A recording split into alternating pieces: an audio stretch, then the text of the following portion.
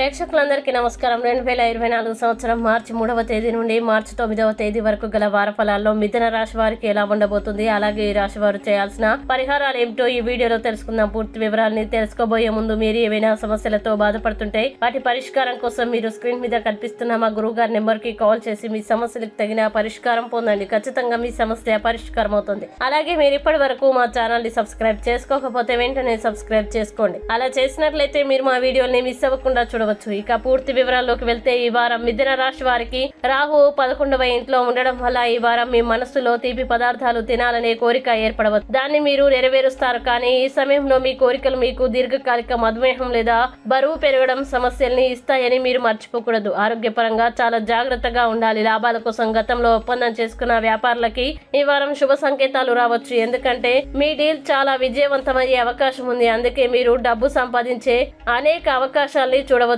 అలాగే ఈ వారం మీ కుటుంబంలోని చాలా మంది వ్యక్తులు మీతో నేరుగా మాట్లాడలేరు. దీనికి కారణం మీ గురించి మీ దృక్పథం మరియు మీరు ఎంత ముఖ్యమైన వారు.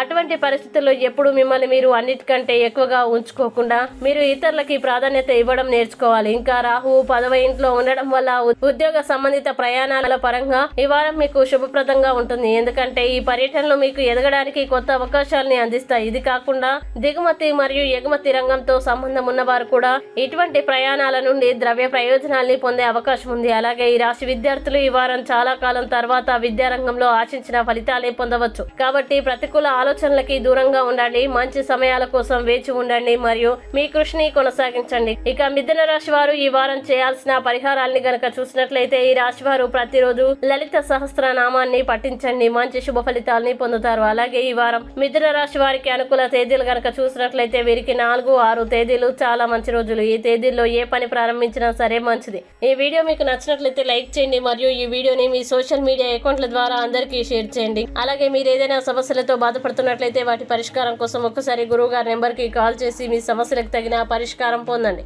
ఖచ్చితంగా మీ సమస్య పరిష్కారం అవుతుంది. ఇంకా మీరు అనుకున్నటువంటి అన్ని పనుల్లో అంతా మంచి జరగాలని కోరుకుంటూ సర్వే జన సుఖినో భవంతు.